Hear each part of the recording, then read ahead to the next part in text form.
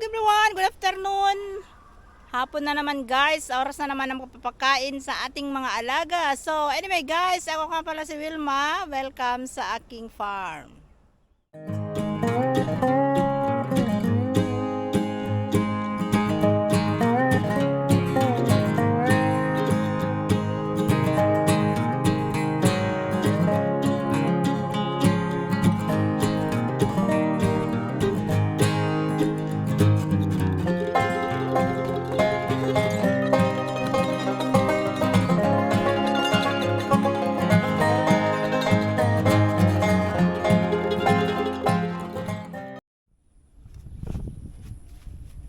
Hello, King! Malungkot si King. Malungkot ka, King? Very sad si King. So, papunta na naman tayo guys sa aking mga babuyan. Ang video na ito ay tungkol sa aking mga baboy guys. May update tayo doon. So, ito ang daan papunta sa aking piggery guys.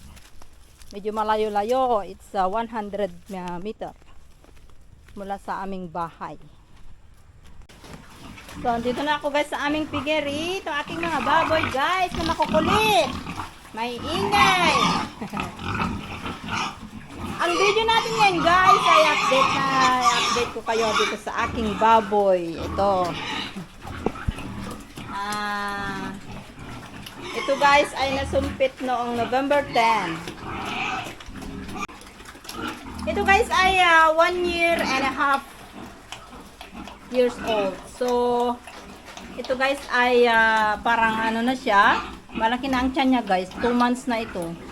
November 10 nung nasumpit ito guys. So, November, December, 2 months. More than 2 months. So, parang may senyales na siya na positive.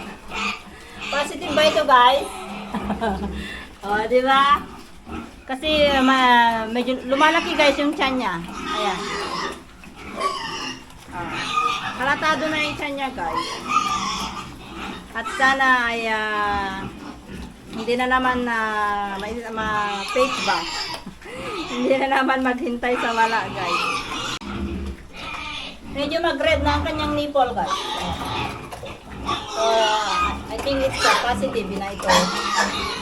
Kasi nag-ano na yung suso niya. Ayan. Nagre-red na siya. So, sana buntis na ito. Para naman may hinihintay na naman guys. Dalawa guys ang aking inahin. Ito ay nakasumpit nung 19. Nagdoble ito guys. So, pinasumpit ko ulit. Pina-AI ko ulit. Hirap talagang mabuntis sa mga baboy ngayon dahil siguro sa klima dito sa amin kasi sobrang lamig dito guys. Oh. Dalawa guys ang aking inahin. Ito landrace at saka large white. Large white yan guys. Ito ay may lahing landrace. So maganda ito guys. Ayan. Halatado na yung tiyan niya. Sana positive na ito. 2 months and 2 months and a half guys ito ano niya. Alam niyo guys, ito napakabait na inahin ko ito. Pag nanganak ito guys is napakabait, hindi siya talagang kung nag-labor na siya guys, nakahiga lang siya hanggang sa makalabas lahat ang kanyang anak. Hindi siya tumatayo na kaya gustong-gusto ko itong inahin nito. Saka malaki siya guys.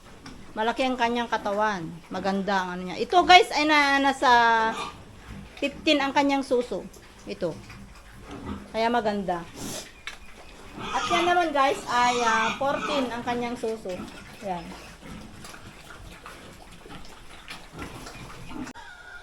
So hanggang dyan na naman guys ang aking video. Salamat sa mga nanonood. Thank you very much guys and have a nice day.